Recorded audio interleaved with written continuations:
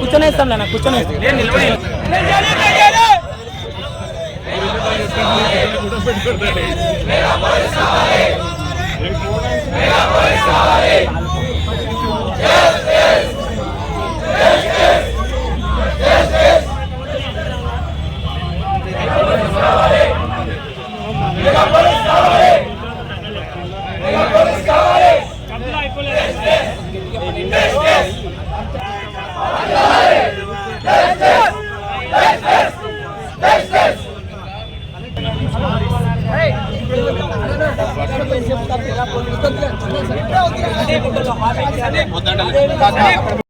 కూటమి ప్రభుత్వానికి గౌరవనీయులైన చంద్రబాబు నాయుడు గారికి కానీ, ఉప ముఖ్యమంత్రి పవన్ కళ్యాణ్ గారు కానీ, నారా లోకేష్ గారు కానీ, హోమ్ మినిస్టర్ అనిత గారు కానీ, మేము మా కోరికలు ఏంటంటే మెగా టీఎస్ మాదిరి మెగా పోలీస్ కావాలి.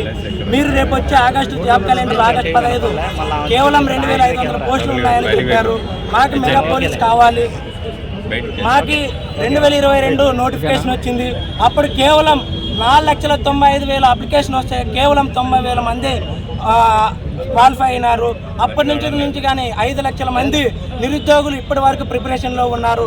మీరు ఏ రకంగా 2,500 పోస్టులు ఇచ్చి వాళ్ళు న్యాయం చేయాలనుకుంటున్నారు? సాక్షాత్తు అసెంబ్లీలోన మీరు మాట్లాడిన విషయం ఏమిటంటే 16,000 పోస్టులు ఖాళీలు ఉన్నాయన్నారు. ఇప్పుడు 2,500 పోస్టులు ఏ రకంగా మీరు న్యాయం చేయగలరు అనుకుంటున్నారు? అదేవిధంగా మీరు చెప్పండి 2,500 పోస్టులు మీరు డీజీపీ ప్రతిపాదన చేసిన పోస్టులు 10,760 పోస్టులు తేదీ కూడా చెప్తామండి. 20 మార్చి 2025 రోజున మీరు శాసనమండలిలో ప్రకటన చేశారు. అదే రోజున డీజీపీకి మీరు ప్రతిపాదన చేశారు.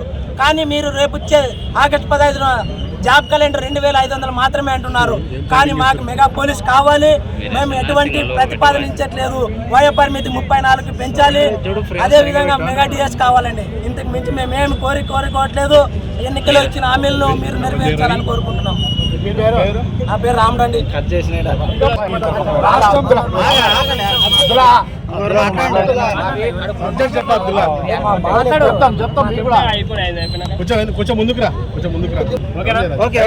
టీడీపీ కూటమి ప్రభుత్వం అధికారంలోకి రాకముందు నిరుద్యోగులకు చాలా హామీలు ఇచ్చారు.